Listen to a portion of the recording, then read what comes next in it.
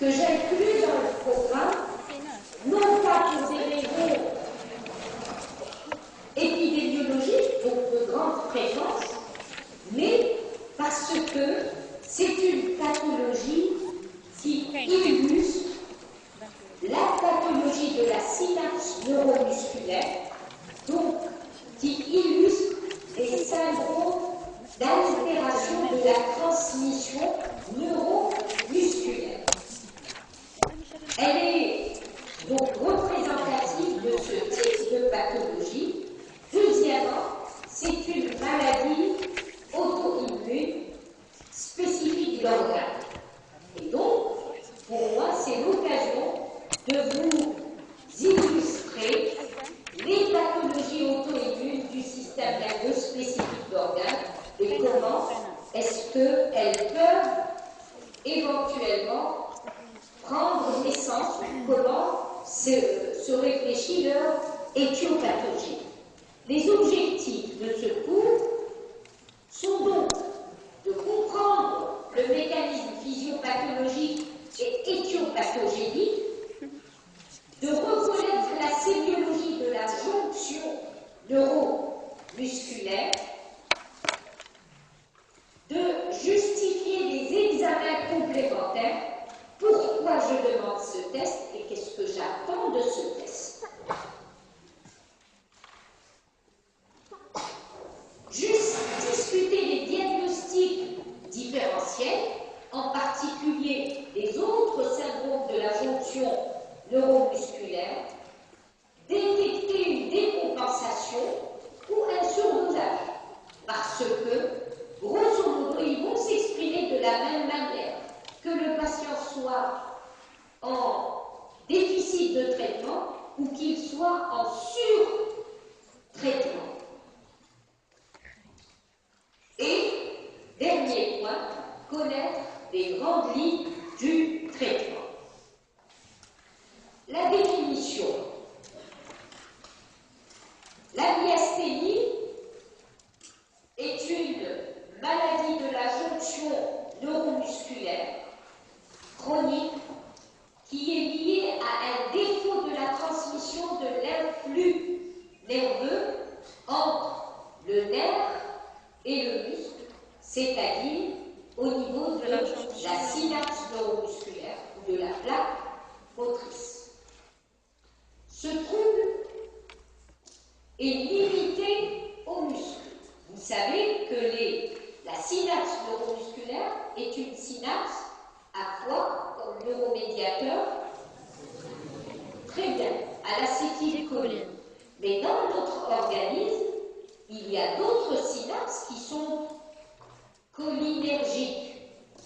À l'acétylcholine, c'est quoi?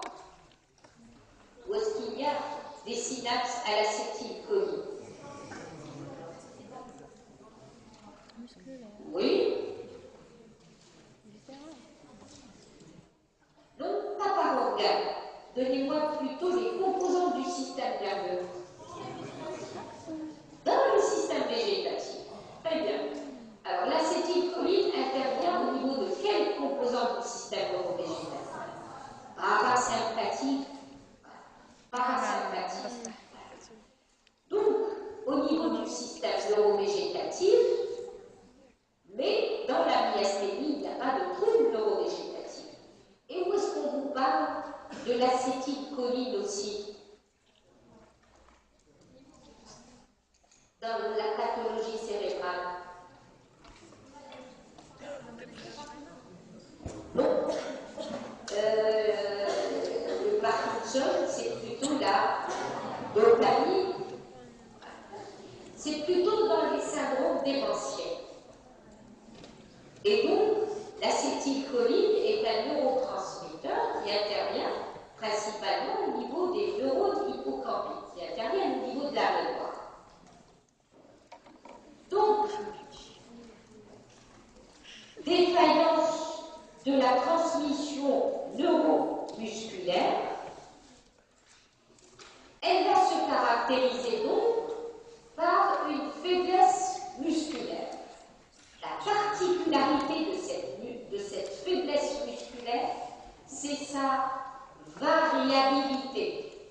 variabilité, et c'est une variabilité dans la journée. C'est-à-dire que la patiente, quand elle se réveille, qu'elle est reposée, elle n'a pas de fatigue, elle n'a pas de déficit. Et quand elle aura fait un effort, elle va accuser un déficit et elle va se plaindre de fatigue. Par exemple, au cours du repas, quand elle aura mastiqué un certain temps, elle va commencer à avoir un déficit à la mastication. C'est donc un déficit, une faiblesse variable dans la journée qui s'aggrave à l'effort et diminue après le repos. Cette faiblesse va aussi diminuer par l'administration des anticholinéstérasiques. C'est ce qu'on appelle un anticholinéstérasique. C'est un inhibiteur de quoi? De l'acétylcholinestérase, c'est-à-dire l'enzyme qui dégrade l'acétylcholine.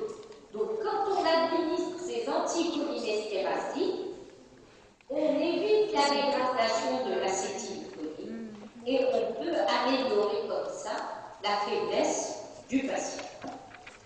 La cause de cette altération de la transmission neuromusculaire, eh bien, cette cause, c'est un blocage des récepteurs postsynaptiques à l'acétylcholine. Et ce blocage des récepteurs postsynaptiques est exercé par des anticorps spécifiques du récepteur à l'acétylcholine. Et c'est donc pour ça qu'on parle de maladies auto-immunes à médiation humorale spécifique d'organes, donc spécifique du récepteur à l'acétylcholine. Le lieu de production de ces anticorps antirécepteurs à l'acétylcholine, c'est le thymus. Le thymus, c'est cette glande située au niveau du médiastin supéro-antérieur. Cette glande intervient dans l'acquisition des caractéristiques fonctionnelles, des spécificités fonctionnelles des lymphocytes T, thymo-dépendant. C'est de là que vient T, le lymphocyte T. Donc, c'est là qu'ils acquièrent leur spécificité. Et donc, après avoir réalisé cette fonction pendant le développement du système immunitaire qui se réalise in utero et durant les premières années de naissance, eh bien, après cela, le thymus va évoluer.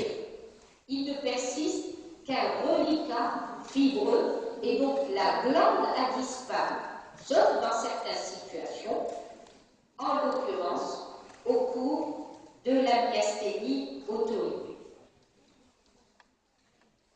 Voici une synapse neuromusculaire avec la terminaison nerveuse présynaptique, les vésicules d'acétylcholine, et donc ces vésicules d'acétylcholine, sous l'effet d'un afflux nerveux, ils vont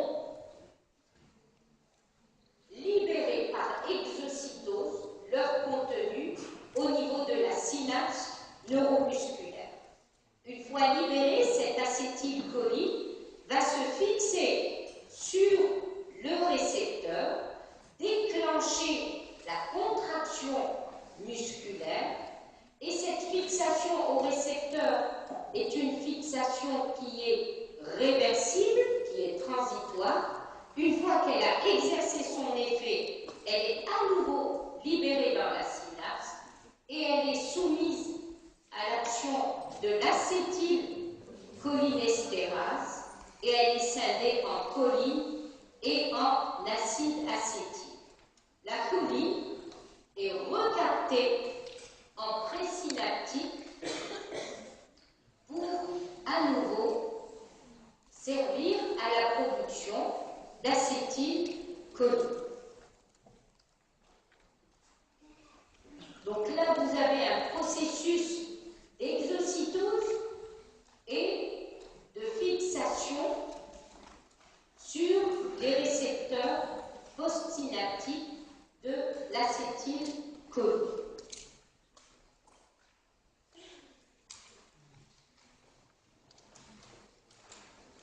Que se passe-t-il au cours de la transmission neuromusculaire normale? Donc là, je vous ai représenté les différentes étapes de cette transmission neuromusculaire par ces numéros.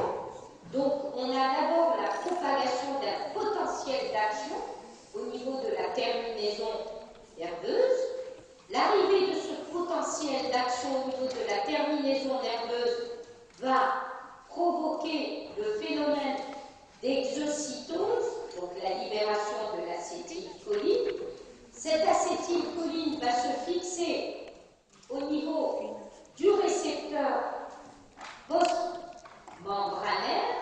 Elle déclenche, une fois fixée sur le récepteur, elle déclenche une dépolarisation de la membrane postsynaptique et un potentiel d'action au niveau de cette fibre musculaire qui consistera ou qui aboutira à la contraction musculaire. Une fois qu'elle a agi, l'acétylcholine est à nouveau libérée au niveau de la synapse. Elle est soumise à l'action de l'acétylcholinestérase qui scinde l'acétylcholine en choline, comme je vous l'ai dit, et en acétate. La choline est recapturée par la membrane présynaptique. Que se passe-t-il au cours de la myasthénie? Au cours de la myasthénie, je vous ai dit que c'est une maladie auto-immune à auto-anticorps spécifiques d'organes et que ces anticorps sont spécifiques du récepteur à l'acétylcholine. Ces anticorps vont au niveau du récepteur exercer un effet d'encombrement et elles vont empêcher les molécules d'acétylcholine d'atteindre et de se fixer sur les récepteurs. Donc, il y a un effet de compétition entre les anticorps et les molécules d'acétylcholine. C'est pour cela que quand on traite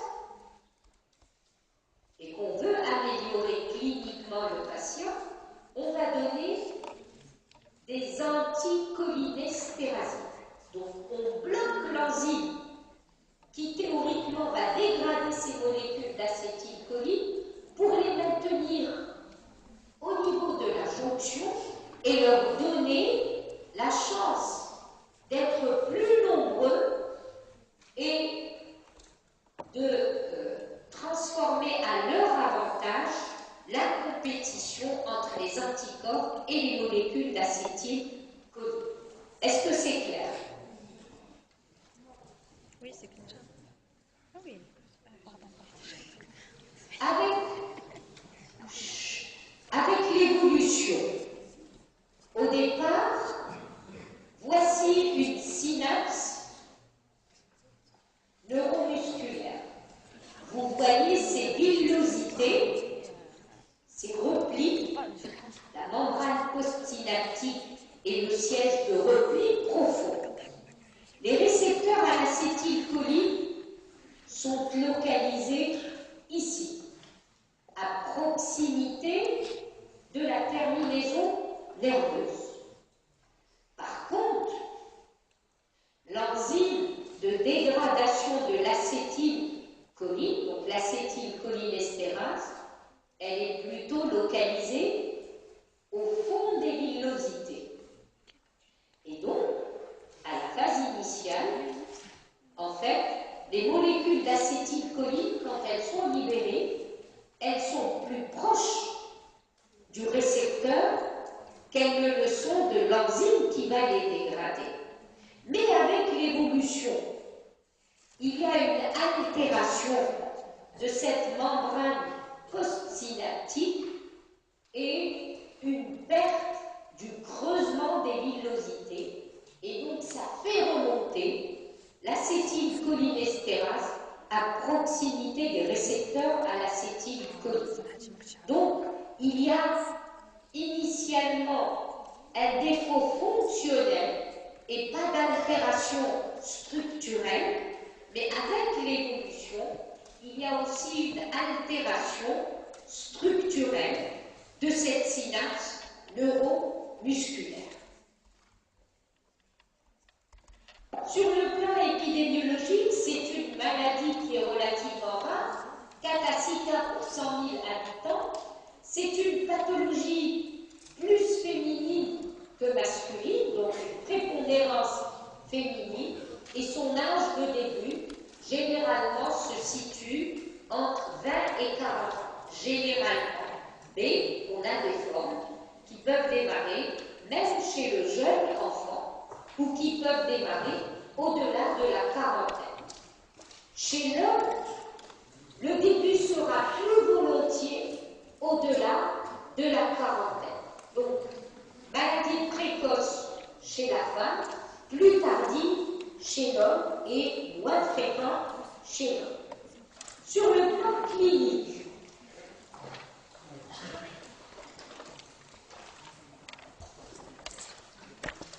c'est une attaque exclusive de la jonction neuromusculaire, donc pas de manifestation neurovégétative ou d'atteinte cognitive dans la myasthénie. Elle va se traduire au début par la fatigabilité à l'effort. C'est ce que je vous disais tout à l'heure. Après un repos, la patiente est tout à fait normale. Quand elle se réveille le matin, après une nuit de sommeil, elle est tout à fait normale. Et puis, quand elle fait un effort, elle fatigue. Quand elle travaille longtemps avec ses mains, elle fatigue. Si elle marche beaucoup, elle fatigue. Si elle parle beaucoup, elle fatigue. Si elle mange longtemps, elle fatigue. Donc, fatigabilité à l'effort. Cette fatigabilité est très importante et donc la variabilité de l'état de la patiente dans la même journée est extrêmement importante pour le diagnostic positif. Avec l'évolution, on va observer graduellement une aggravation et la fatigabilité va devenir de plus en plus prolongée et se manifester pour des efforts de plus en plus réduits. Et deuxième des choses, cette fatigabilité qui a pu démarrer au niveau d'un groupe musculaire, par exemple les releveurs de la paupière ou les muscles oculomoteurs, va ensuite diffuser vers les autres groupes musculaires, avec le nasolement, les troubles de la déglutition, le déficit des membres, l'incapacité de s'asseoir, etc., etc. Le deuxième élément extrêmement important dans l'évolution de la maladie, c'est qu'à côté de cette majoration graduelle de la symptomatologie, il y a des risques de décompensation, d'aggravation brutale. Et ces aggravations brutales, elles peuvent être occasionnées soit par un syndrome infectieux, une bronchite, une angine, une diarrhée, soit par une prise médicamenteuse. Certains médicaments vont provoquer la décompensation et sont contre-indiqués chez le patient ou la patiente myasthénique. Troisième des choses, un simple stress peut provoquer une crise myasthénique.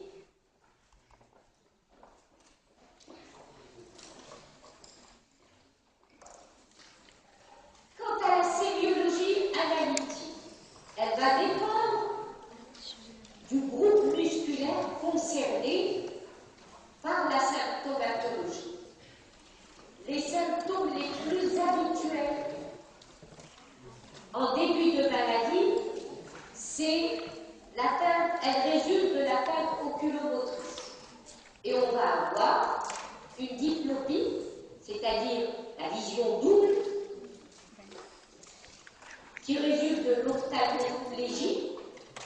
Et cette ophtalmoplégie,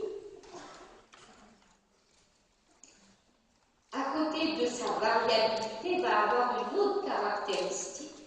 C'est qu'elle n'est pas limitée au territoire d'un nerf. Ce n'est pas une paralysie du 6. Ce n'est pas une paralysie du 3. Elle ne répond pas à une topographie nerveuse. Elle est variable et elle peut concerner n'importe quelle direction du regard parce que c'est une atteinte de la jonction entre les nerfs et les muscles oculomoteurs. Donc elle a une topographie non systématisée. Et deuxième des choses, le 3, il est responsable de l'innervation des muscles oculomoteurs, de l'innervation de la paupière supérieure, mais il est aussi responsable de la contraction de l'iris, du muscle irien, et donc il provoque un myosis. Là, comme ce n'est pas une atteinte du 3, son contingent intrinsèque n'est pas concerné, et donc il n'y a pas d'anomalie pupillaire dans la myasthénie ou dans l'atteinte oculomotrice de la myasthénie.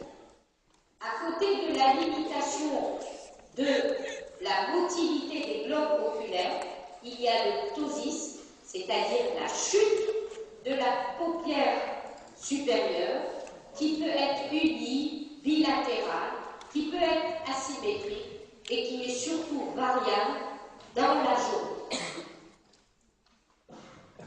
Deuxième groupe musculaire concerné, c'est les muscles possiers de la face. Ces muscles qui vont me permettre d'exprimer mon interrogation, ma joie, ma crainte, etc.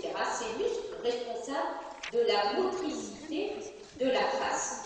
Ces muscles vont être concernés assez fréquemment dans cette maladie et on va donc se retrouver avec un visage inexpressif, une incapacité de froncer les sourcils, une incapacité de vivre en ayant un grand sourire, etc. On va donc observer une diplégie faciale. Troisième groupe musculaire, c'est les muscles masticateurs en restant dans la sphère crânio-faciale. Ces muscles masticateurs vont être responsables des troubles de la déglutition et de la fatigabilité au cours du repas, avec l'association donc des troubles de la mastication, et ils s'associeront ultérieurement aux muscles laryngopharyngés, à l'origine de la dysphonie. Elle parlera à travers le nez, donc un nasolement, et puis les troubles de la déglutition avec la dysphagie, les fausses routes, le blocage et l'abolition du réflexe nauséeux quand on le cherche. Atteinte de la tête, mais aussi l'atteinte des muscles du cou, avec le déficit des muscles qui maintiennent le corps de tête, et donc souvent c'est des malades qui vont aider avec leurs mains pour lever la tête et pouvoir vous regarder en face. Sinon, leur tête, elle tombe comme cela et ils ont du mal à la redresser. Les muscles des membres. Donc on peut avoir des déficits des muscles des membres supérieurs, membres inférieurs, et ce déficit va en général prédominer au niveau proximal. Donc la difficulté à lever les bras au-dessus de la tête, la difficulté à maintenir les bras tendus, la difficulté par exemple à écrire au tableau ou à se coiffer. Mais l'atteinte diffuser aussi bien aux muscles distaux des mains qu'au niveau des membres inférieurs. Avec ces paralysies, il y a des réflexes, c'est la jonction neuromusculaire, c'est pas un syndrome neurogène périphérique. Donc on a des réflexes ostéotendineux qui sont conservés tant qu'il y a une activité musculaire possible. Et deuxième élément, il n'y a pas d'amyotrophie parce que ce n'est pas une pathologie du muscle et ce n'est pas une dénervation du muscle. C'est juste un blocage de la transmission neuromusculaire. Donc, c'est un déficit sans amyotrophie et avec conservation des réflexes ostéotendineux, du moins au début de la maladie. Lorsque la maladie sera évoluée, qu'on aura une altération de la membrane postsynaptique, comme je vous l'ai montré, et bien là, on peut observer dans les formes vieillies de la myotrophie et de l'abolition des réflexes ostéotendineux. Là aussi, on peut avoir un déficit des muscles respiratoires, des muscles inspiratoires. Le déficit va donner un syndrome restrictif, mais on a aussi les troubles de la déglutition avec les fausses routes qui peuvent donner des syndromes d'inhalation. Et donc, le risque d'insuffisance respiratoire, en particulier aiguë, est tout à fait possible. L'évolution de la maladie. Je vous ai dit qu'il y a une grande variabilité. Il y a d'une part la variabilité dans la journée, donc de cette fatigue. Il y a d'autre part la variabilité sur le long terme, avec cette possibilité d'aggravation brutale de crise myasthénique à l'occasion d'une crise médicamenteuse, à l'occasion d'un syndrome infectieux, à l'occasion d'un stress. On peut avoir des décompensations et donc il y a cette grande variabilité de la symptomatologie aussi bien dans la journée que sur le long terme. C'est ce qui lui donne ce caractère imprévisible. C'est des malades qu'il est très difficile de surveiller, pour lesquels il faut prendre énormément de précautions en sachant qu'ils peuvent décompenser à tout moment. Sinon, eh bien, l'évolution, elle va démarrer souvent par un groupe musculaire, et c'est souvent l'atteinte oculomotrice. Elle peut rester limitée à ces muscles oculomoteurs, possiblement pour toujours, et dans 10 à 15% des cas, elle restera limitée, donc on aura une ophtalmoplégie isolée, mais dans la plupart des cas, elle va s'étendre graduellement aux autres groupes musculaires pour être généralisée en général en un délai de 2 années. Et cette évolution peut être émaillée par des épisodes de décompensation. Au stade terminal, eh bien, c'est la myasthénie vieillie, c'est la myasthénie où la membrane postsynaptique est altérée, où les récepteurs à l'acétylcholine sont altérés et donc ils répondent moins bien à l'acétylcholine. Même quand on donne de l'acétylcholinestérase et l'augmentation de l'acétylcholine au niveau de la synapse n'améliore plus aussi bien la symptomatologie. C'est ce qu'on appelle des formes vieillies. Et dans ces formes, eh bien entendu, le déficit à ce moment-là, il vise à être permanent. Il y a le déficit axial, il y a le déficit de la sphère crânio-faciale, il y a l'atteinte respiratoire, les troubles de la déglutition, la tétraparésie, et à cela s'est associée la myotrophie. À ce stade, le patient patient peut décéder de malnutrition, de cachexie, d'une surinfection en particulier respiratoire, et de bronchopneumopathie d'inhalation, et le pronostic vital d'une patiente myasthénique avec une forme généralisée est limité par rapport à la population non myasthénique.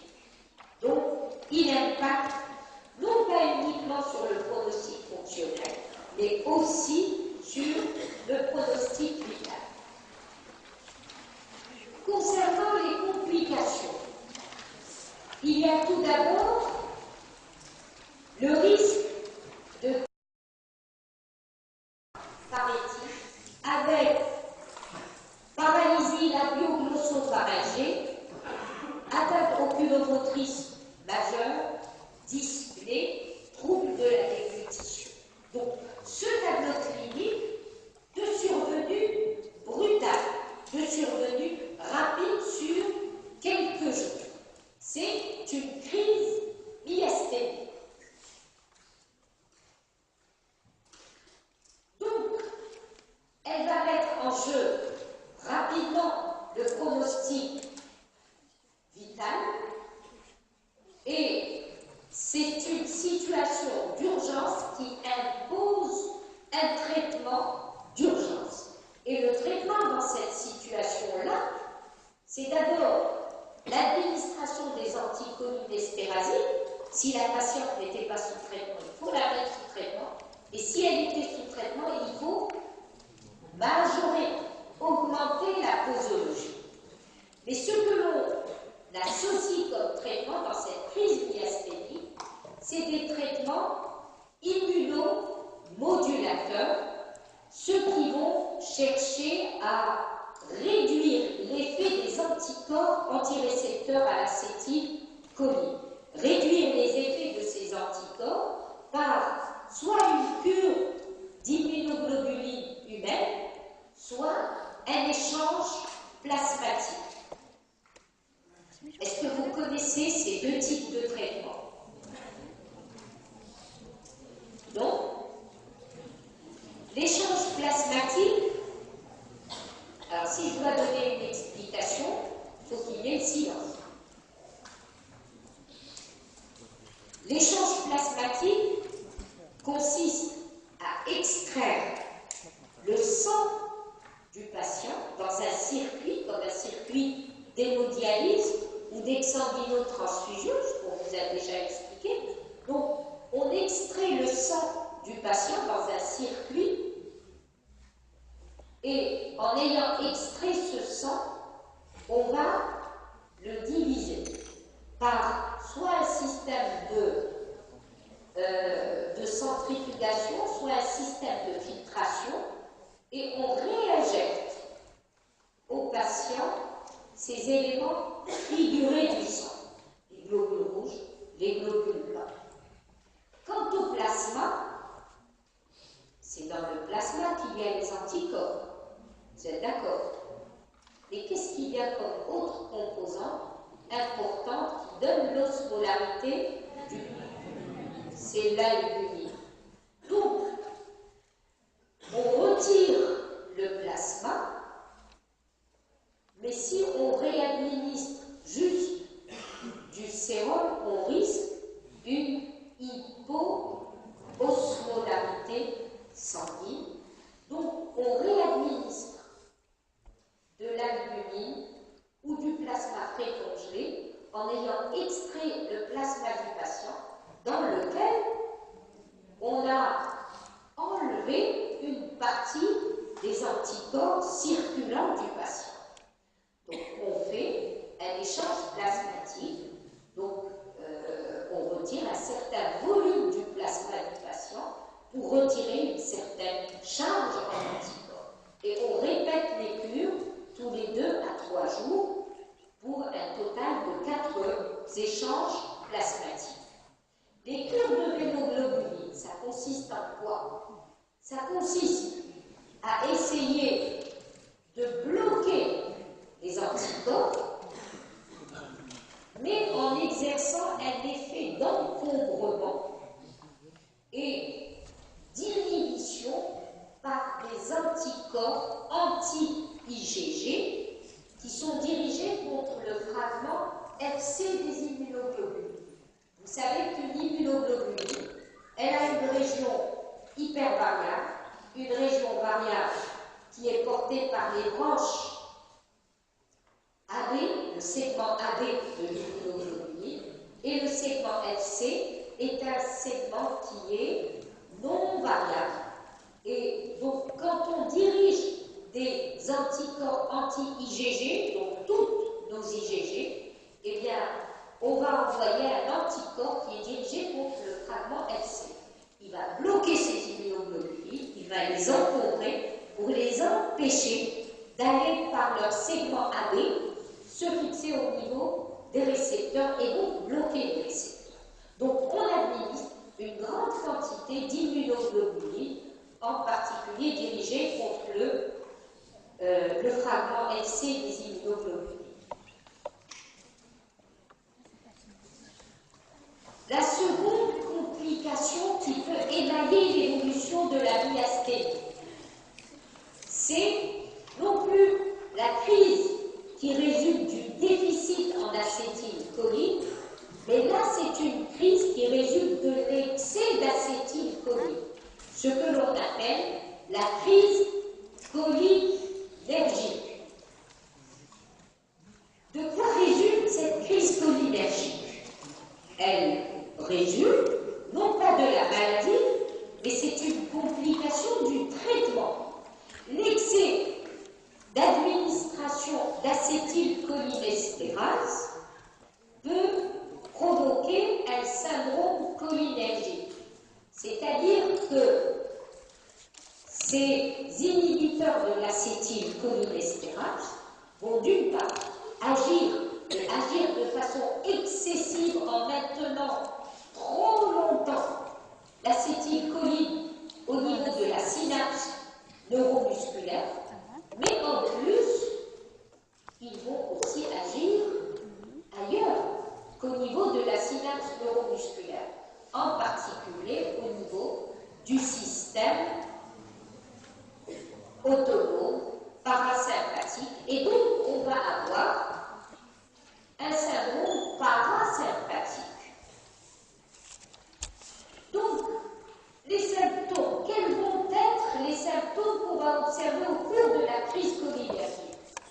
Eh bien, on va avoir des symptômes qui vont être en tout point comparables à ceux de la crise myasthénique, à savoir la majoration aiguë de la symptomatologie, l'insuffisance respiratoire, la tétraplégie, les troubles de la déglutition.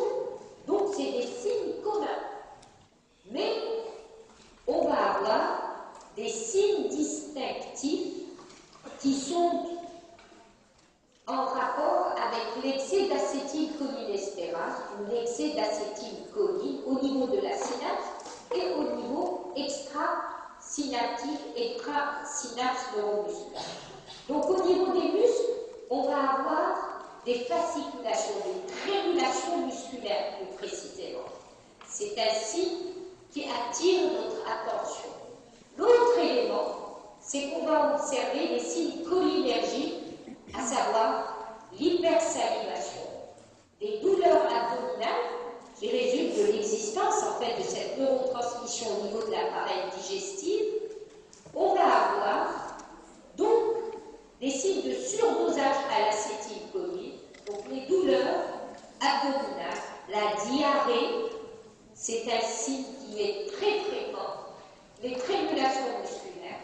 Et quand on observe ces signes-là, ça veut dire que le traitement va consister plutôt en une réduction des doses d'acétylcholinestérase, primo.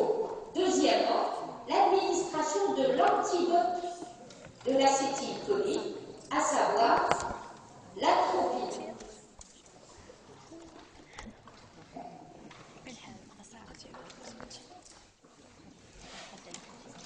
Comment va-t-on surveiller ces patients?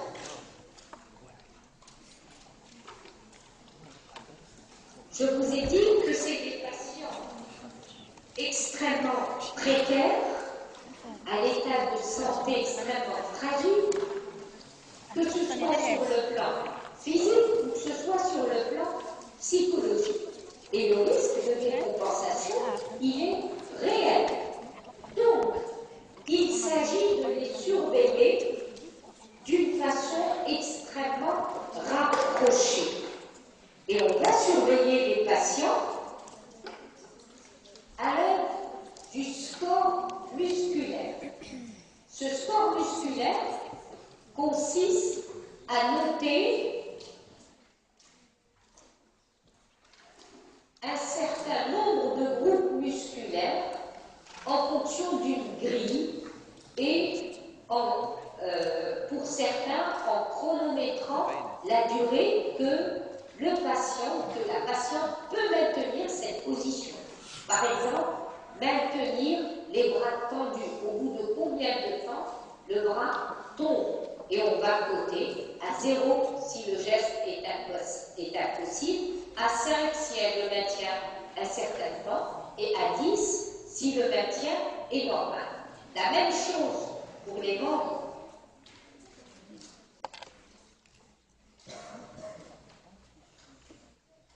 La même chose pour les membres inférieurs. On va voir, est-ce qu'elle est capable de soulever la tête contre opposition? Est-ce qu'elle est capable d'ouvrir complètement les yeux, de suivre complètement les mouvements que l'on lui demande par rapport à ses yeux? Est-ce qu'elle déglutit correctement? Est-ce qu'elle parle correctement? Est-ce qu'il n'y a pas de déficit du tout de la force musculaire? Et si la fonction est normale, le score sera de 100 sur 100, de 100%. Et plus le score est diminué, plus l'état est grave. On a les bilans fonctionnels et on va classer, donc, en fonction de l'autonomie, la patiente, est-ce qu'elle est capable de manger, est-ce qu'elle est capable de marcher, de s'habiller, etc. Et on codera de 1 à 5 toutes ces fonctions. Enfin, la classification Gauss-Serman est une classification qui nous donne une idée sur la gravité de la myasthénie. Et on va classer en 5 stades la myasthénie. Elle est considérée comme au stade 1 si elle est localisée à un groupe musculaire. Par exemple, si c'est une atteinte uniquement de l'oculomotricité. Le stade 2 est subdivisé en 2A et en 2B. Qu'est-ce que le stade 2A? C'est une forme qui est généralisée, donc qui concerne les membres, la face, la musculature axiale, mais il n'y a pas de trouble de la déglutition. Par contre, dans le stade 2B, c'est une forme qui est généralisée avec une dysphagie, donc elle a du mal à déglutir, mais elle ne fait pas de fausse route. Le stade 3, c'est une forme généralisée d'évolution récente avec des fausses routes et un retentissement sur la respiration. C'est donc des formes graves. Quant au stade 4, c'est une forme qui est vieillie, où on va observer cette amyotrophie, où l'amélioration sous traitement, la réponse au traitement n'est plus aussi bonne, et là, on a des troubles, donc la dysphagie, on a les troubles respiratoires qui ne répondent plus très bien aux anticholinestérasies, et on peut observer une amyotrophie et une aréflexie ostéotendineuse. Sur le plan des explorations paracliniques, ou les techniques qui vont affiner notre diagnostic. ils se réfléchissent par étapes. Et chaque type d'examen va répondre à un niveau de questionnement par rapport à la myasthénie. Premier test, c'est le test pharmacologique. Il est à effectuer sous surveillance médicale, donc un patient que l'on récupère dans un cabinet de consultation ou mieux dans une structure hospitalière, et on va réaliser un test au tensinon ou à la prostigmie. On va injecter par voie intramusculaire, intraveineuse ou sous-cutanée de la prostigmie ou du tensinon, qui sont des inhibiteurs de l'acétylcholinestérase. Et l'administration de cet inhibiteur de l'acétylcholinestérase va provoquer rapidement une amélioration de la patiente. Toutefois, cette amélioration va être transitoire. C'est donc une amélioration nette, mais transitoire de la symptomatologie. Et quand ce test a provoqué une amélioration, on parlera d'un test thérapeutique positif. L'électromyographie,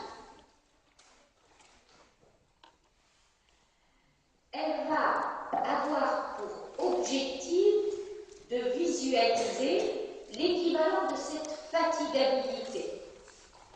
Si je vous demande de maintenir une contraction musculaire,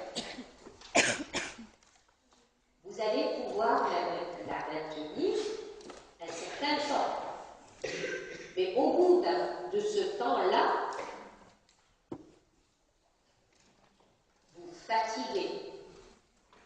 Au cours de la myasthénie, qu'est-ce qui s'opère?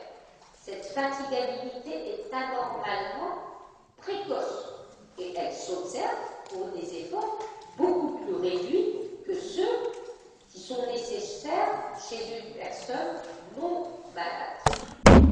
Quand on maintient la position, que fait le muscle? Il est contracté. Donc, le test qu'on va effectuer en électromyographie, c'est qu'on va provoquer, on va donner des stimulations électriques qui provoquent la contraction musculaire et on va envoyer des stimuli fréquents, répétés, donc c'est une stimulation répétée pour provoquer des contractions musculaires répétées. Quand on envoie ces influx nerveux de façon très rapprochée, si j'envoie une stimulation à intervalles éloignés, eh bien je provoque une contraction, puis elle se relâche. La deuxième stimulation, une deuxième contraction et ça se relâche. La troisième stimulation, une autre contraction qui se relâche. Si je rapproche ces stimulations, très bien, je vais obtenir une tétanisation. Donc il va se maintenir en contraction. Il se maintient en contraction parce que la deuxième stimulation est arrivée avant la phase de relaxation musculaire. Donc j'obtiens une tétanisation et la tétanisation c'est une contraction en plateau. Très bien. C'est une contraction en plateau.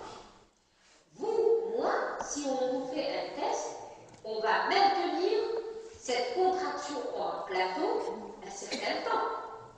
Et je ne fatiguerai et mon muscle ne lâchera qu'au bout de ce fameux temps. Par contre, celle qui fatigue vite, sa tétanisation n'est pas aussi importante. Et donc, on va avoir une chute rapide rapide après stimulation répétée. C'est ce que l'on fait au niveau de l'EMG, donc des stimulations répétées d'un nerf moteur. On va obtenir une réponse décrémentielle de l'amplitude potentielle d'action. Décrément, ça veut dire une diminution, une chute. Je ne garde pas ce plateau ou cette contraction en plateau. C'est cela, c'est ce décrément que l'on va quantifier en disant il est de 16%, il est de 20%, il est de 30%, c'est-à-dire le pourcentage de diminution de l'amplitude de la contraction musculaire. C'est ce que l'on appelle le bloc myasthénique ou le bloc post-synaptique. Est-ce que c'est clair?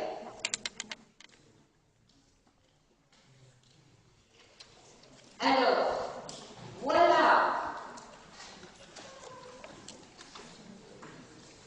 les contractions, les influx normaux. Vous voyez que les amplitudes sont normales.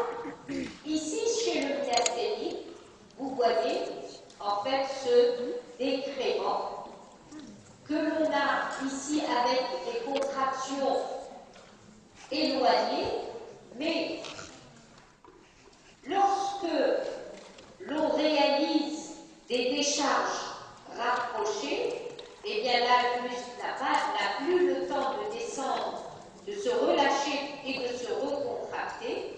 On a cette diminution en fait du plateau, alors que là, voilà le sujet normal comment ça se passe.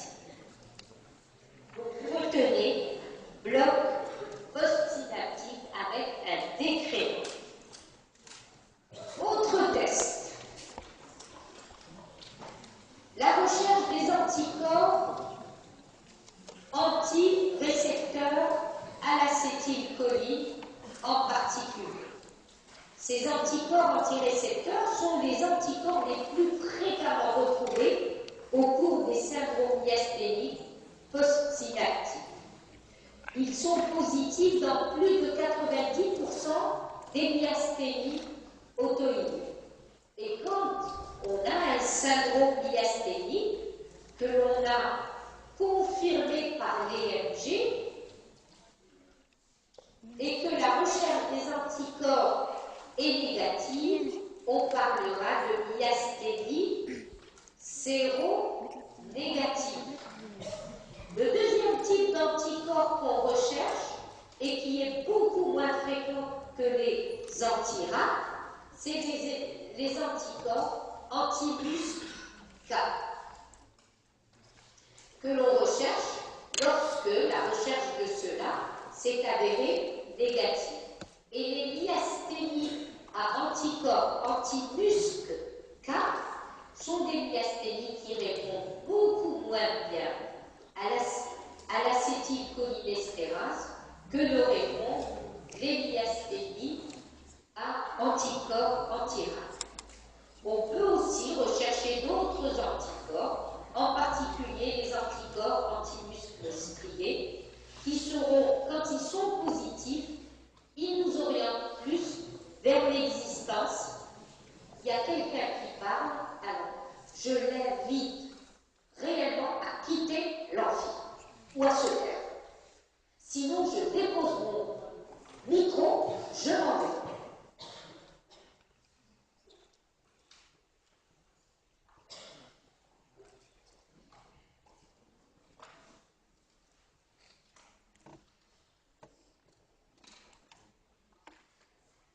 La TDM ou l'IRM médiastinale, elle vise à chercher l'anomalie thymique qui est à l'origine de la production de ces anticorps antirécepteurs à l'acétylcholine. Qu'est-ce qu'on peut mettre en évidence? Le plus souvent, on mettra en évidence une hyperplasie thymique. Donc, au lieu qu'on ait une involution fibreuse et donc une absence de thymus, on va avoir une masse thymique qui sera de quelques centimètres et qui se développe dans la loge thymique, donc dans le médiastin supéro-antérieur. Dans d'autres cas, heureusement moins fréquents, mais surtout retrouvés chez l'homme, il s'agira d'un thymo. Et le thymo, c'est une masse tumorale. C'est une tumeur thymique développée aux dépens du thymus qui peut être bénigne, mais qui peut aussi être maligne. Et quand elle est maligne, elle peut envahir les organes du médiastin, en l'occurrence. Elle peut envahir le pénitent, elle peut envahir l'aorte et les autres structures du médiastin.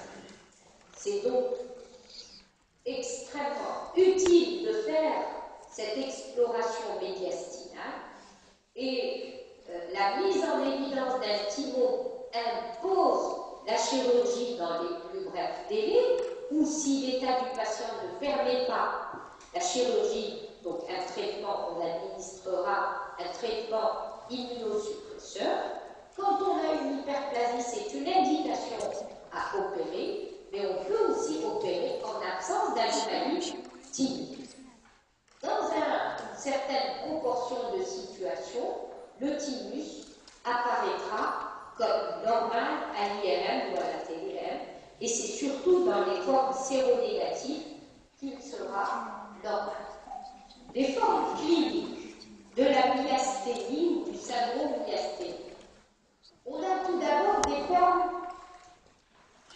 néonatales, c'est-à-dire un syndrome myasthénique qui va se manifester à la naissance.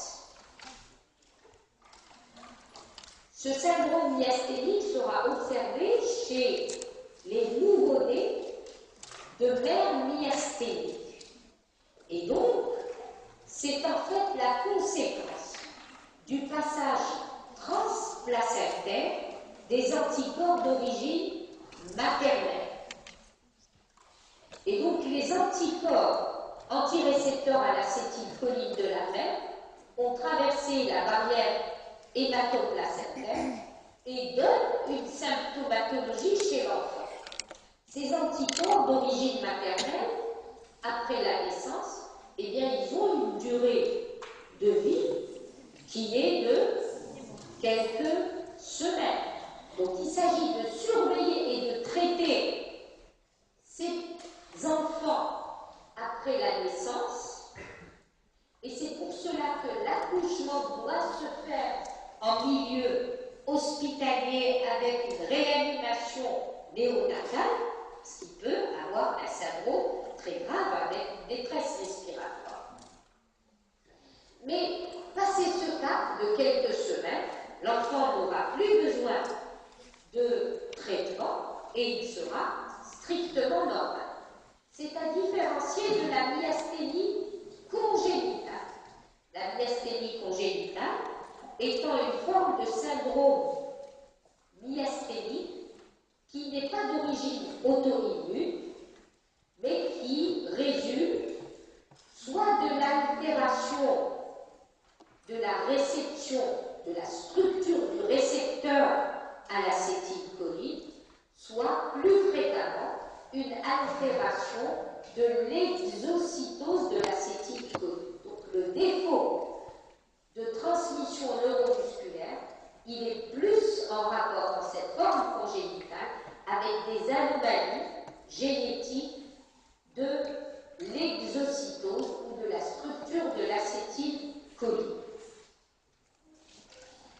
La deuxième forme, c'est la forme juvénile.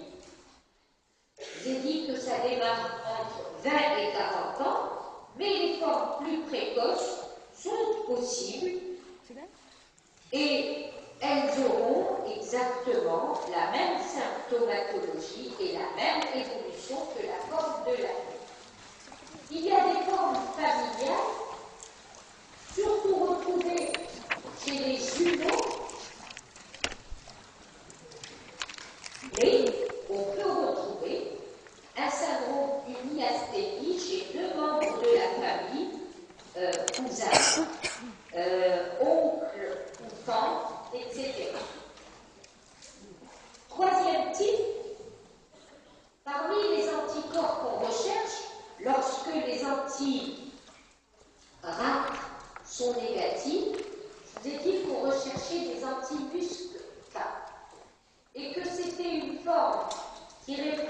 très mal aux anticholinesterasies et qui peuvent même manifester de l'intolérance aux anticholinesterasies. Donc très rapidement, ils font des syndromes de surdosage, des syndromes cholinergiques. L'évolution de cette forme, en plus de moins bien répondre au traitement, eh bien, elle est plus sévère et elle évolue plus rapidement vers la myotrophie. On a des formes qui sont induites par la dépénicillamide, donc un syndrome myasthénique chez les patients traités à la dépénicillamide, et l'arrêt de la dépénicillamide ne va pas entraîner obligatoirement la régression du syndrome myasthénique. Donc ça peut être une myasthénie induite par la dépénicillamide, mais qui va évoluer pour son propre compte après.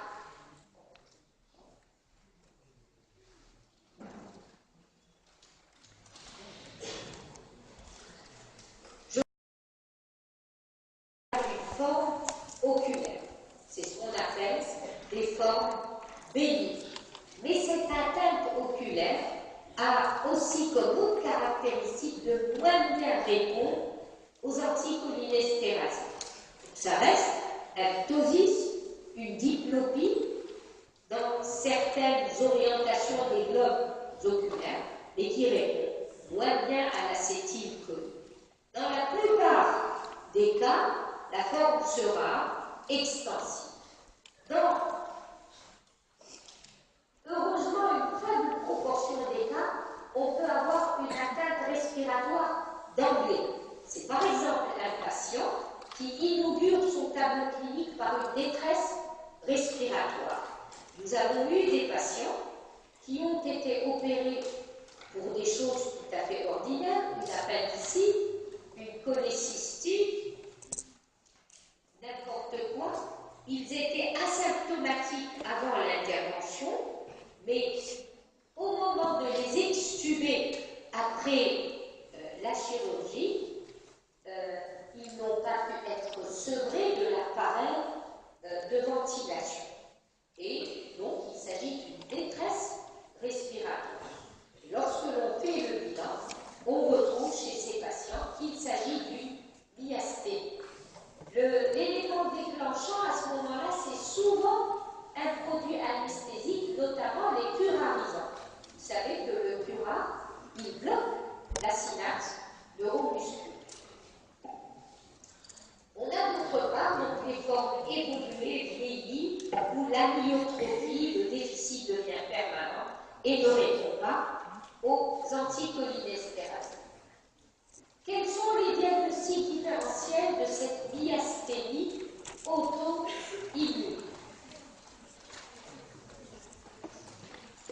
Alors, il y a tout d'abord toutes les affections neurologiques, musculaires et psychiatriques. Et je citerai tout d'abord la sclérose en plaques. Pourquoi la sclérose en plaques est un diagnostic différentiel de la myasthénie? Parce que, primo,